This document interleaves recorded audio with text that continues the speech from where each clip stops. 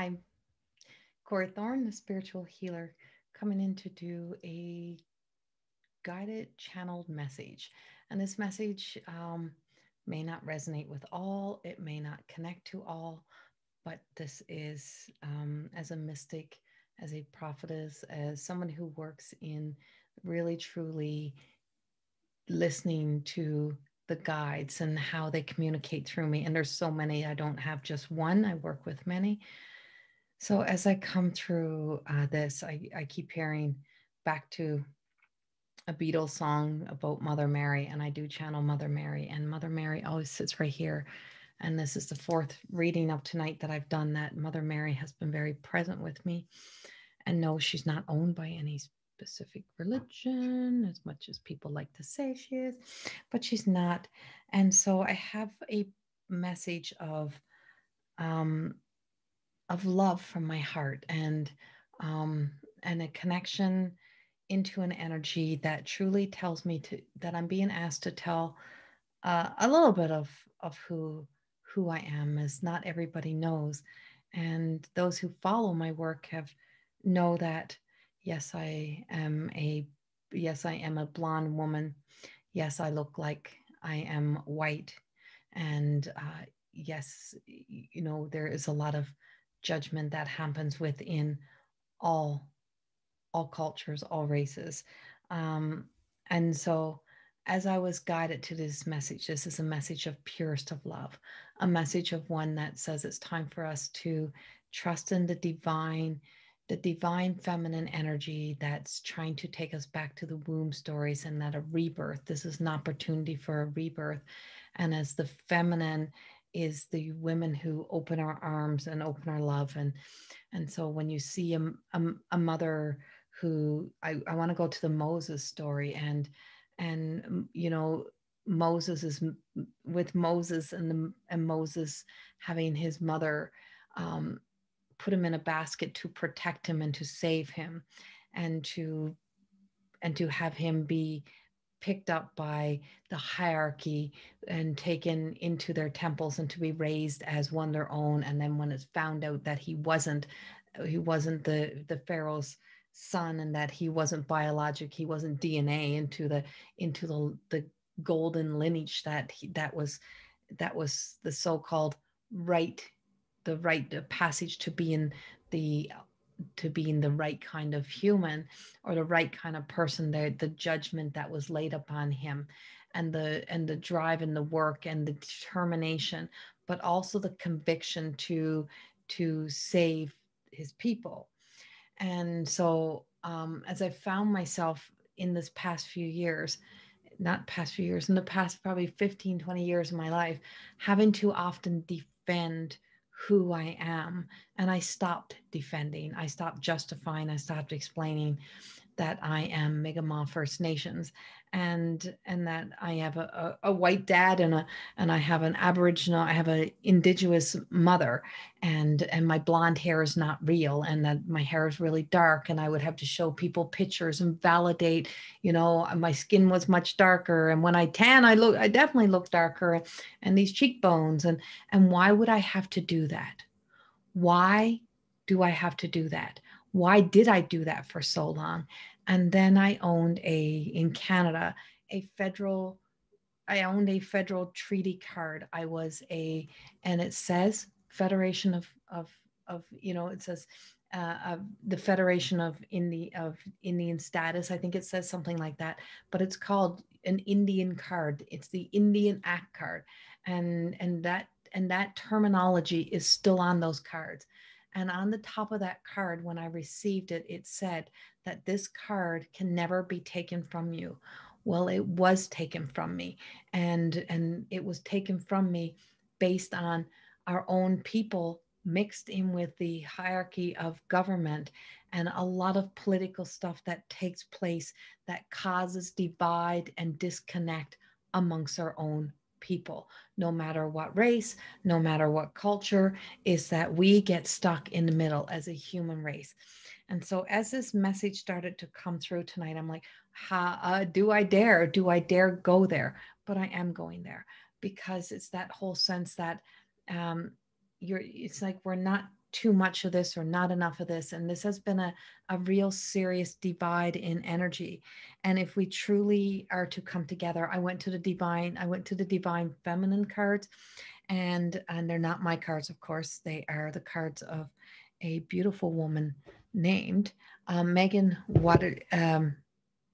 Watterson, and so you don't often see me come forth, and this Mother Mary energy is saying, if we are to have a change, if we are to make a change, then we have to start transforming our views and our thoughts, and we have to start transforming into being at peace with each other as women, as a society. As it's going to take the womb of the women, it's going to take us giving birth to a new vision, into a new way that we explore this, into that we stop attacking each other as women, even, or that we stop, and not just women do this, it's all around, but that as a society in general, we have to make some big changes. And so Saint Bridget was the first one to come up, and Saint Bridget, and I channel a lot of the sisters that's come through. And I just spent months and months and months going on major prayer walks and discovering these hidden churches that were of Lutheran faith that I didn't ever hear of. And for some reason, I would be guided to the windows, and I would take pictures. And in the windows, I seen these divine beings and angels and guides. And I seen this temple, and I seen the kingdom of God. And when I seen this kingdom, and there was not a cloud in the sky, but it's in these pictures that I have. And then another beautiful woman who is also of an indigenous culture, and same thing, their band was dismantled years ago by their people making a choice, not knowing what was happening. That she's also in that fight of trying to bring our, bring us back together. And so she sent me a message, said, I passed by this place today. It's a prayer walk. It's called the Sisters of Mary. And I heard, just send you the message. And so I spent months walking this beautiful prayer walk and spending time with these amazing sisters in distance, of course, not being able to sit with them the way that I wanted to. But I felt as if I was guided. And I took my mother, my sister-in-law, one of my dear friends, my daughter, my granddaughter, all went on this prayer walk at different times, and we were guided there, and something transformed in my channeling, in my work during that time. And I keep telling people that I kind of walked that middle line, and that it's taken me so long with my book and with my work of living a life of more than existing, to transform my voice, my angers, into a voice of love, so that I could communicate from a place of trusting channel to be the all-knowing. And that sometimes I would have to sit patiently and wait for divine timing. And I feel like we're being told there's a wait for divine timing. And so my soul is all that I need, and I don't need to validate anymore who I am and what I am.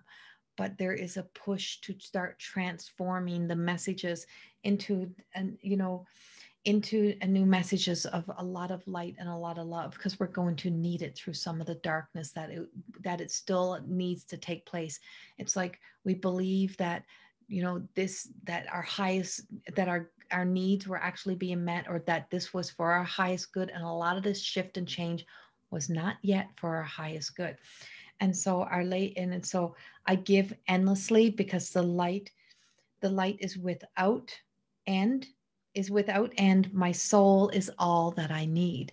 And so I had to really truly, and I'm saying this in a way of, it's that having the courage to not be in a silence, but to know how much that has been taken away of in the place of um,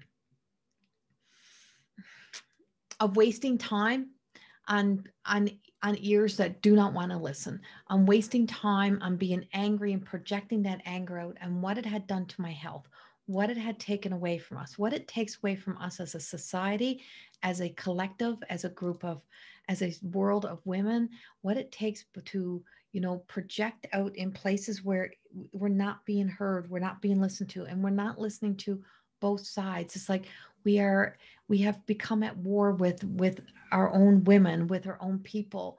And when we look deeper and we look at the hierarchy in the human desire for power, and that doesn't happen in the divine hierarchy, it only happens in the human essence, is that we have been, you know, taken from our rightful place and up on our own thrones, and not a throne of that I'm better than, but we have been fighting amongst ourselves and not listening and working together side by side, no matter which side we're on, to have a better, to live in a better world. And so Freya, and this beautiful warrior goddess Freya, came in, and in our orange and our gold is in our sacral, in our womb stories, in our emotional stories, is that we have been triggered, is that the world has triggered us and triggered our emotions into this, what has happened to us in the past. But it's like, did every woman of today do this to us? Is every woman of today responsible? And it's like, I spend my time now wisely, being very careful and cautious that my yeses and what I'm going to be in support of and where I'm going to lay my loyalty is not going to be in a desire to just get my way, but in a way of saying, where can we be the most change? Where can we come back into ourselves? And my desire to receive back this this card that gives me this, that, that says I am this person, so that what I can flash it. But no, my desire to receive that card again goes all the way back, because when we look at the councils, when we look at the people who took that card, and it was myself, my mother, my daughter, and many other people in Canada, and this was not protested, this was not, there was no activist fighting for us, there was nothing, it was hush hush, because all of this stuff happens. When this happens, it becomes a fear that, what if this happens to me next? What if so there's a lot of secrecy that went around this story. And so this wasn't brought up. And yes, there's a class action lawsuit. Yes, there's a lot of things that is happening to make these changes.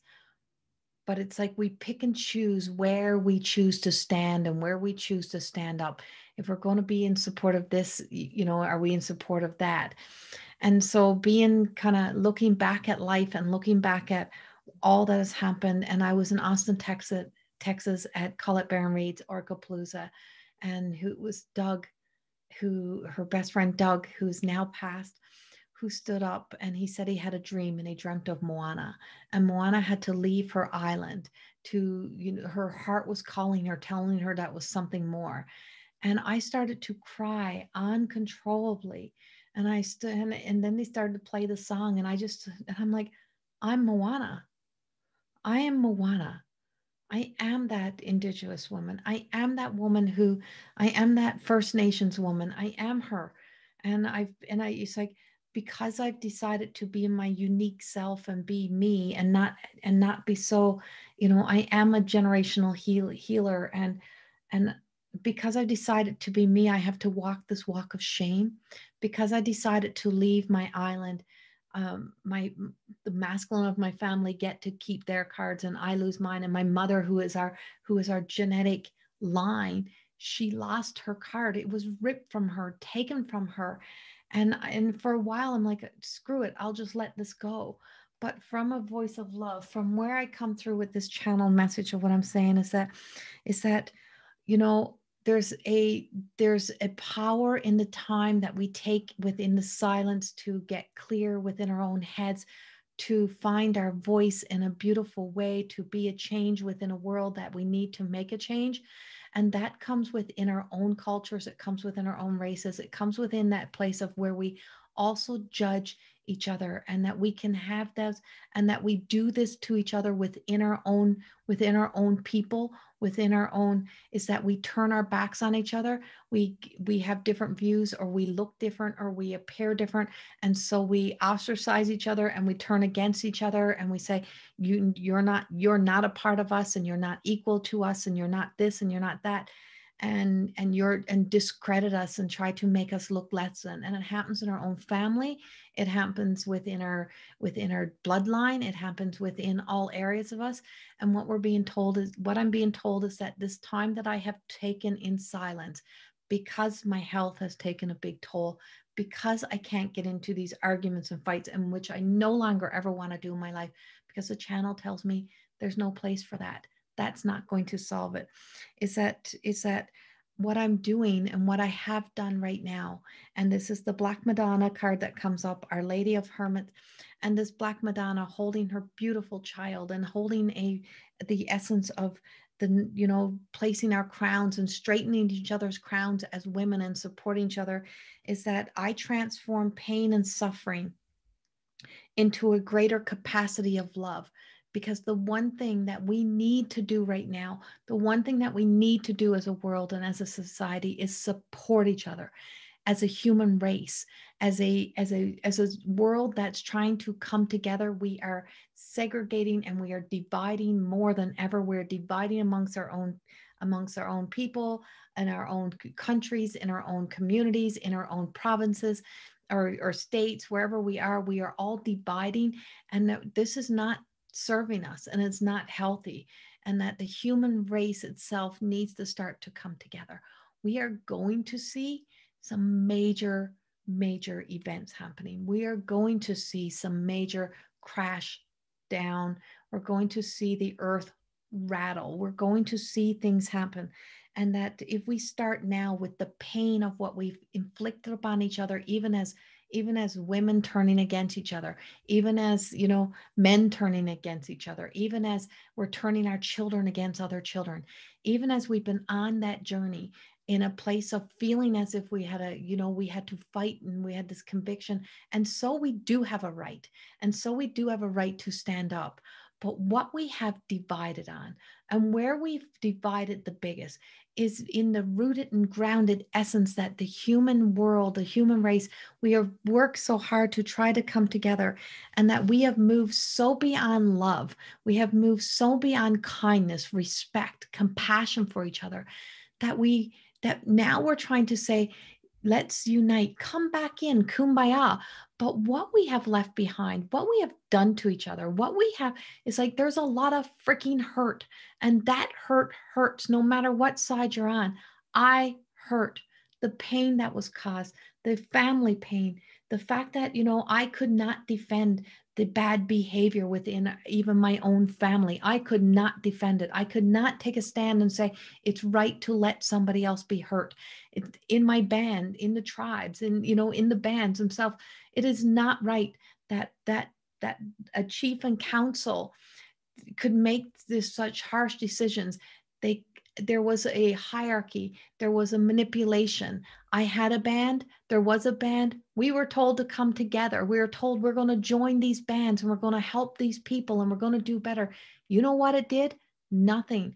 It caused more problems.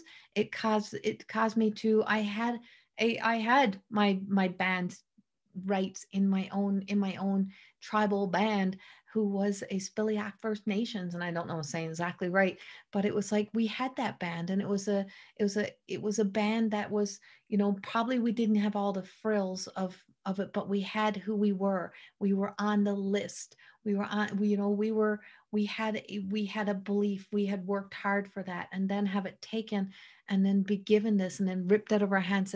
Nope, sorry, you're not good enough to be one of us. Nope, you can't be one of us because you live in a different province. Here, start sending us all your personal information. Send us your pictures. Show me you went fishing. Show me you went hunting. Show me you went there. It's my freaking bloodline. And that bloodline runs deep. And that bloodline as a human race runs deep. What runs in our DNA is that we are humans.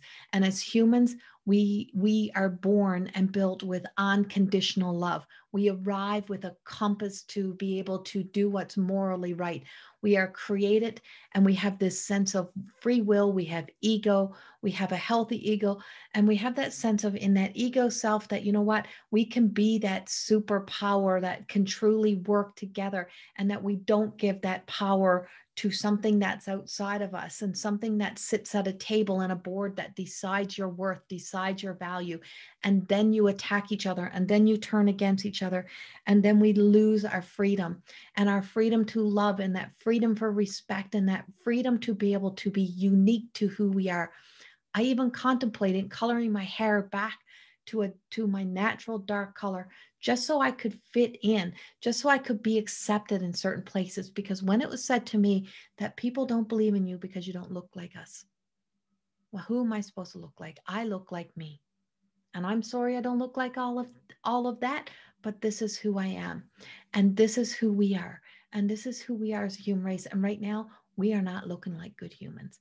Right now, this is what's being witnessed upon us, and what we're doing to each other, what we're doing by destroying and dismantling our neighbors and our fellow neighbors who work their asses off to build, to create, to build our countries and our world into a better place as much as we can, and still hope that we're making a difference and a change, and not ignoring each other. Is that the one thing that we did in all this, was that we stopped showing each other mercy. We stopped having love for each other. And then we have Maribel, who is the saint of true freedom, what true freedom means. And true freedom is not in the hands of somebody else. True freedom is in your hands. True freedom is in your heart. And it is time for us to be able to stand up and hold ourselves to that. Hold ourselves that this is like, the whole world is in my hand.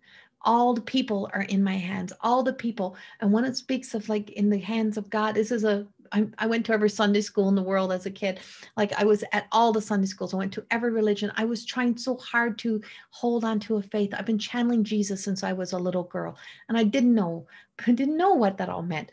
And so it's like the day that my hands and my feet hurt so bad that they couldn't hurt anymore, is that I had to take myself off the cross and stop punishing myself for being me.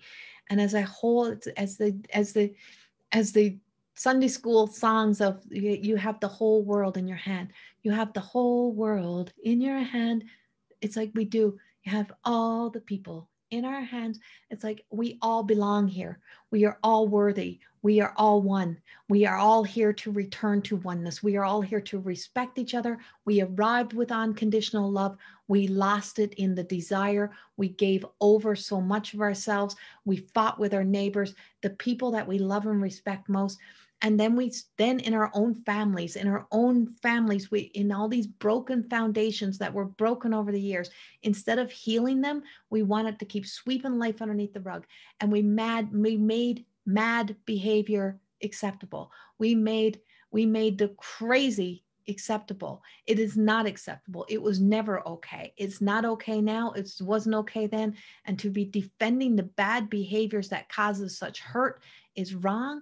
But to also not be able to come together and work together towards a healing is also keeping us from our freedom. It is holding us captive, and is holding us entrapped in a closed heart way of dealing with things. And that when we look at the world, when we look at the motives behind government, behind these organizations that say they're doing the best for us, often they're doing the best for themselves. They are taking care of their needs first. They're making sure their family is taken care of. Will we let our families fall apart? Will we let our people fall apart? Will we get into fights and arguments with each other, and they are not taking care of our highest good? That's up to us. And that is not social media, and no one gets to censor that. And we get to be this voice. And so as we truly come in, and this beautiful Princess of Mercy, Meo Shan, I can't even say names. I know I'm butchering. She's holding the apple, that return to Eden. I'm not going back to Eden. I'm not going back to there. I'm going to step up into that whole energy, but we're being handed an opportunity here now. We're being handed an opportunity for our future. We're being handed an opportunity to come together. And it's like giving and receiving is both sides, is that you can't expect people to now be kind to you if you are still not being kind to people. It's like we have to find the balance of giving and receiving, how much we give of ourselves and how much we give up of ourselves. Because when our band decided to join together, they thought they're doing the best thing. They didn't know they were selling us off, and that we would be used as pawn for another purpose. And so as we move forward, it's that the energy of the universe right now is merciful.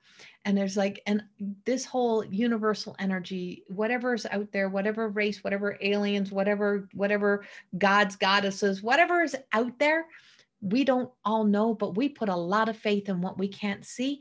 How about we start putting a faith in what we can see? Because what we can see is us. What we can see is your fellow human. What you can see is your neighbor, your community, the people that are around you.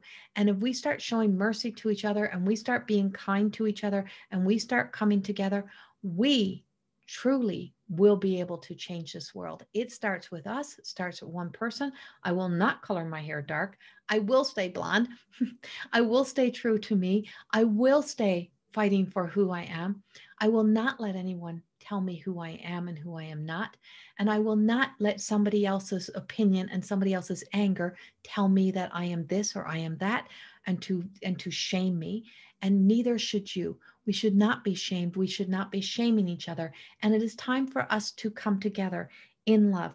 That light that we have is that my soul, the truth of my soul, the whole essence of me is so buried inside of me that no one can no longer shadow me, take away that light. And I will not let somebody's needs and urge to go to the unhealthy of that ego. I will stay in that faith train. I will stay in this light, and I will stay where I am here doing what I do as a spiritual healer, as a life coach. I will continue this journey, and I will continue to be that voice, and I'll continue to believe in magic and miracles, and I'll continue to listen to Jesus and Mother Mary and all of those who channel through, right down to the Palladians, right down to my ancestors, right down to my grandmother, to my grandmothers on both sides, my great grandmothers, who tell me to don't stop the fight. Don't stop the fight of love. Don't stop fighting for love. Don't stop fighting to bring this world together. Don't stop fighting for that, because that's what we need to fight for. Not to fight for tantrums and offensiveness, and to fight for love. And I'm going to continue to fight for love and to start accepting myself. And I invite you to do the same thing, because as I look over my shoulder and I know Mother Mary is standing with me, I know I sit in the divine presence, and I know that we all get to walk the path, and we're not the only person to walk that path. And if you think you're that special and you're that unique, that you're the first person to do all of this, no, you're not. I'm not the first. Been many years of this and many generations and many centuries, and there's been a lot of people who fight for love. And now I'm going to continue that journey, and being honest and truthful with ourselves. How have we contributed to the pain of another? How have we contributed into that world? And that the boundaries that we create and how we place boundaries are boundaries of love and respect, that we have to honor who we are, and that we don't allow that kind of hurt, we don't allow that kind of pain to seep in any further than what we have, that we start to make that break, and we start to break away, and we hold on to the faith and being optimistic that there is something more. Because when your health is gone, we have nothing else. When the health of a country, when the health of a province, a state, when the health of a person is gone, when the health of everybody that you love is like depleted and gone, then we have a serious issue. And right now we're facing that serious issue. And it's time for us to really, truly look at where is our biggest virus. And it's in the hate story. It is in the envy. It is in the judgment. It is in the fear stories that have captivated us and held us hostage for way too long. And it's in that whole judgment of each other, that through the eyes of each other, can we not see love? And if we can start to see love, we can start to live in a beautiful world. And when we can start to live in a beautiful world, we can start to build much more beautiful relationships. Come home to you. come back to your heart center, make peace with you, make peace with your past, make peace with life, and just know that where we are right now, that now we're here at an opportunity to, as all together, as no matter color, no matter belief systems, no matter what, that we can come together. And as we come together, we start building a bridge of forgiveness. We start to build forgiveness. We start to work on marrying our human self to our soul self. We start connecting back to that beautiful light that's inside of us. And we start to light up the world, because it's not the color of my skin or the color of my hair. It is the light that's within me, this golden light. And this golden light is inside of each and every one of us. And I am a light. You are a light. And that light is as beautiful and bright, and it is the same color in each and every one of us, just like the blood that runs through our veins. And so, because we are human, because we are a human race, we're being blessed with a new opportunity. We're being blessed with the opportunity of forgiveness. We're being blessed with the opportunity to accept each other for where we are and who we are and how we are. And this is the beautiful blessing cards. And today I count my blessings. I might have had this happen to me, but I still have this, because my health has required me to put a lot of effort into self-love, into self-care, just so I can stand, just so I can walk, because I didn't believe the story that was told to me, that I would not be able to feed myself, be this person. I did not accept that that was not going to be my future. The same way I'm not accepting the fear stories that we're here to just, just exist and to just live with this one thought, and that we all have to think alike, or that you're not this person, or that, you can't be this healer, and you can't be this person, you can't do this. I refuse to accept that. And by refusing to accept that, that means I accept the love that's within me, and I accept the love that's here for me. Start doing that for you today. And this is the small and the big, large blessings. And notice that with that, we start to see the gifts arrive. We start to see the love arise, and we start to see us being able to come back together, and we start to be able to be that support again for each other. And with that, I can tell you that I walk this middle road so I can look all 360 view, because I spent enough of my lifetime being angry, judgmental, and envious, and whatever else, and being so frustrated that I had a voice that wasn't being heard, not listened to. It was me who wasn't listening. I wasn't listening to myself.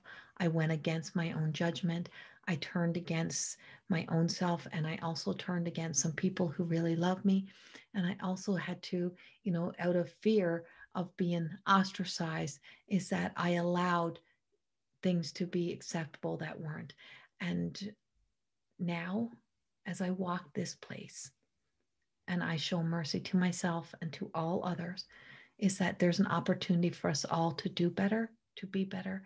And it starts with us as women. It starts with the divine feminine, that we come back together, and that we give birth.